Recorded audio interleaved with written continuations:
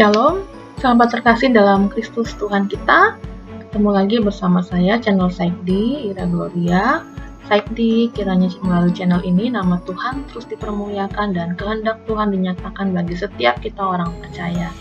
Ya, saudara yang terkasih, hari ini kita akan merenungkan tentang satu bagian topik firman Tuhan dari Matius pasal 5 ayat 12 sampai 14. Firman Tuhan mengatakan, "Kamu adalah garam dunia. Kamu adalah terang dunia." Nah, saudara yang terkasih, ini adalah firman Tuhan langsung kepada murid-muridnya pada waktu itu. Firman Tuhan ini mengatakan kepada murid-muridnya bahwa mereka adalah garam dunia, mereka adalah terang dunia. Dan firman Tuhan ini berbicara kepada kita juga pada saat ini, bahwa kita sebagai murid Kristus adalah garam dunia dan terang dunia. Garam dan terang adalah merupakan sebuah identitas diri. Sesungguhnya Tuhan membukakan kepada kita orang percaya identitas diri kita, bahwa kita adalah garam, bahwa kita adalah terang bagi dunia ini. Perhatikan, mengapa Tuhan menggunakan garam untuk memberikan ilustrasi yang menyatakan identitas diri kita. Nah, kita akan mempelajarinya. Ya, saudara yang terkasih, garam sesungguhnya berfungsi untuk mengasinkan makanan, mengawetkan, mencegah terjadinya pembusukan, dan memberikan rasa enak pada makanan dalam jumlah yang tepat. Garam yang sudah tercampur dalam makanan larut dan meresap sehingga mengubah makanan itu dan memberi rasa enak. Makanan yang tawar menjadi enak. Namun, garam akan berfungsi apabila masih memiliki rasa asin. Dan ketika garam tidak memiliki rasa asin, maka garam tidak lagi berguna. Nah, saudara yang terkasih, Tuhan Yesus menghendaki murid-muridnya dapat menggarami dunia ini. Artinya, Tuhan Yesus menghendaki kita murid-muridnya harus memiliki kehidupan yang berpengaruh dan membawa perubahan yang baik bagi orang-orang di lingkungan kita. Kehidupan yang tawar atau tidak jelas diubahkan menjadi kehidupan yang penuh arti dan bertujuan. Hidup yang rusak atau binasa diubahkan menjadi hidup yang benar di dalam keselamatan. Nah, jadi ketika Tuhan menggunakan ilustrasi garam ini, garam adalah bumbu dapur yang sifatnya bisa mempengaruhi masakan yang lain. Masakan yang tidak enak menjadi enak. Masakan yang tawar akhirnya menjadi ada rasa yang enak. Nah, inilah yang Tuhan inginkan bagi setiap kita orang percaya. Kita orang percaya hendaknya bisa mempengaruhi orang-orang di sekeliling kita. Kita orang percaya hendaknya bisa memberikan dampak kepada lingkungan sekitar kita. Nah, seperti apa ya contohnya? Antaranya adalah garam fungsinya adalah untuk mencegah pembusukan atau mengawetkan. Biasanya, ibu-ibu ketika dari pasar akan memberikan garam kepada ikan supaya tetap segar. Nah, mencegah pembusukan atau mengawetkan itu adalah salah satu fungsi garam. Sesungguhnya Tuhan Yesus menghendaki kita sebagai orang percaya dapat memelihara sebuah hubungan atau relasi, baik dengan diri sendiri ataupun yang tidak ada hubungan dengan dirinya sendiri. Hendaknya sebagai orang percaya, kita memelihara, kita mengawetkan sebuah relasi, saling mengasihi, saling mengampuni, dan memberikan damai sejahtera di antara kita. Itulah fungsi garam.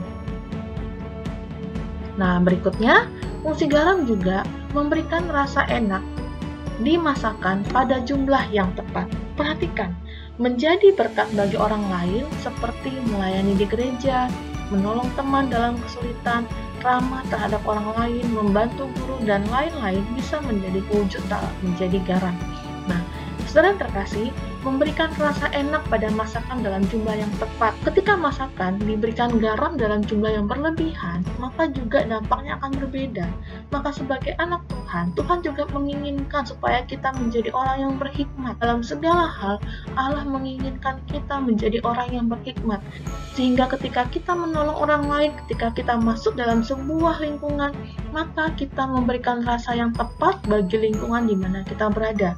Ketika kita melayani di gereja, kita melayani dengan bijaksana, dengan hikmat dari Tuhan.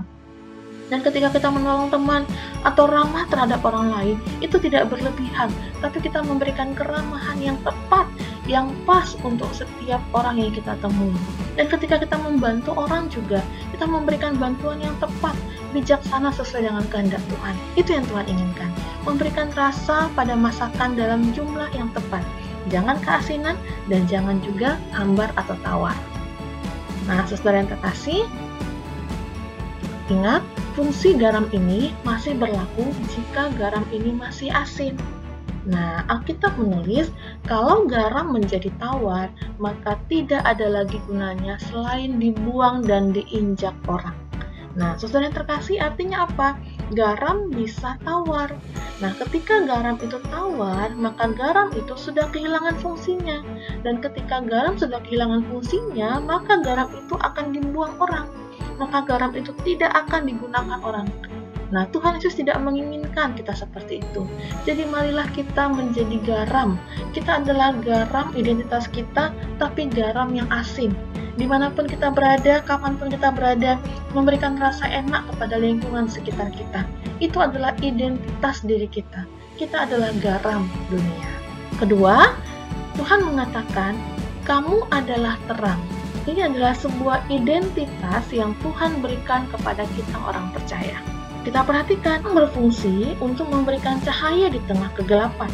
Dan terang juga berfungsi untuk memberikan kepastian atau arah yang jelas dan menunjukkan sesuatu yang tersembunyi di dalam kegelapan.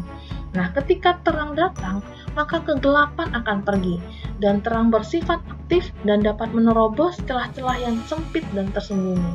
Nah, saudara terkasih, Tuhan Yesus menghendaki kita murid-muridnya menggunakan setiap kesempatan untuk berani melakukan kebenaran secara terbuka dan memiliki keyakinan yang kokoh untuk memimpin orang dalam kebenaran.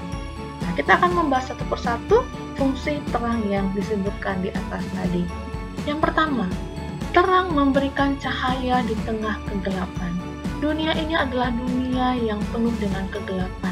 Maka ketika Tuhan berbicara kepada kita, umat percaya, berikanlah cahaya, kamu adalah terang. Memberikan cahaya sesuatu yang berbeda. Bisa kita gunakan dari sikap hidup kita yang sopan. Mungkin ada di sekitar kita orang-orang yang tidak sopan. Maka kita memberikan perbedaan di tengah-tengah orang itu. Kita bertingkah laku yang sopan. Ada sebuah standar etika yang Tuhan berikan dalam kehidupan kita. Sehingga kita terlihat berbeda dari yang lain. Karena kita adalah terang dunia. Yang kedua, terang itu memberikan kepastian arah yang jelas. Sebuah ruangan tanpa adanya terang, pasti kita sebagai orang yang berjalan di ruangan tersebut akan bingung. Yang manakah pintu keluar, yang manakah ada barangnya, atau yang manakah pintu masuk. Nah, ketika Tuhan mengatakan kepada kita orang percaya, kamu adalah terang. Artinya Tuhan menginginkan supaya kita dapat memberikan kepastian arah yang jelas kepada orang lain. Kita menerangi orang lain, kita menerangi dunia. Menerangi dalam hal apa? Dalam hal keselamatan, dalam hal dunia ini, ajaran-ajaran Tuhan akan dunia ini. Kita mengajarkan kepada orang lain apa yang diinginkan oleh pencipta kita bagi dunia ini dan bagi kita semua manusia. Maka, saya adalah terang. Kita akan menginjili orang lain, menunjukkan kebenaran, menunjukkan jalan kebenaran dan kebaikan bagi orang-orang di sekeliling kita. Itulah fungsi kita, menjadi terang dunia, memberikan kepastian arah yang jelas. Maka kita menginjili orang lain. Nah, bagaimana caranya?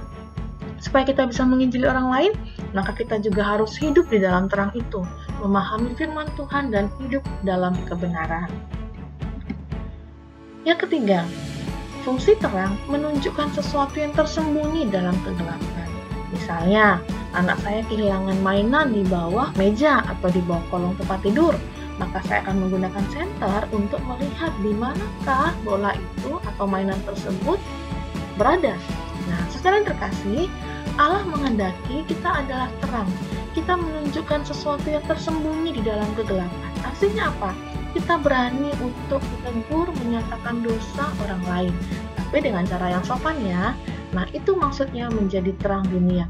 Kita bisa menunjukkan sesuatu yang salah, menunjukkan sesuatu yang tersembunyi di dalam kegelapan. Nah, jangan kita yang dalam kegelapan, tapi kitalah yang menunjukkan sesuatu yang tersembunyi dalam kegelapan. Yang keempat, sebuah terang selalu bersifat aktif, karena terang dapat menerobos celah sempit dan tersembunyi. Yang namanya terang, dia tidak pernah memilih-milih di kegelapan mana ya aku berada. Dan ketika terang itu sudah masuk di sebuah kegelapan, dia akan menerobos di semua celah, baik yang sempit maupun tersembunyi. Artinya apa? Tuhan menginginkan kita sebagai terang dunia bisa bergaul dengan semua orang, dan kita dapat mempengaruhi yang jahat menjadi bertobat.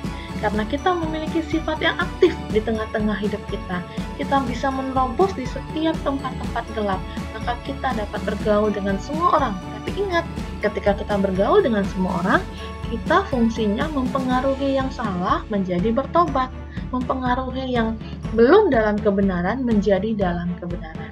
Nah, itulah fungsi kita sebagai terang dunia di tengah-tengah kegelapan ini. Ya, saudara yang terkasih, sekali lagi, Matius 5 ayat 12 dan 14 mengatakan, kamu adalah garam dunia, kamu adalah terang dunia. Identitas kita adalah sebagai garam dunia, identitas kita adalah sebagai terang dunia. Jadi, marilah kita yang adalah garam dan terang dunia dapat memfungsikan diri kita di tengah-tengah dunia, menjadi garam dan terang bagi orang-orang di sekeliling kita, juga bagi diri kita sendiri yang tujuannya adalah untuk kemuliaan Allah Bapa. Apapun yang kita lakukan di dunia ini selalu tujuannya adalah menyatakan kemuliaan Allah Bapa, sehingga semua orang dapat menemukan jalan kebenaran di dalam Tuhan Yesus dan mencapai surga bersama Allah Bapa. Ya, demikian penjelasan dari saya. Maju terus dalam Tuhan, semangatlah untuk terus mengenal Tuhan, mengasihi Tuhan. Karena apa? Karena Tuhan terlebih dahulu mengasihi kita apa adanya. Tuhan Yesus memberkati. Shalom.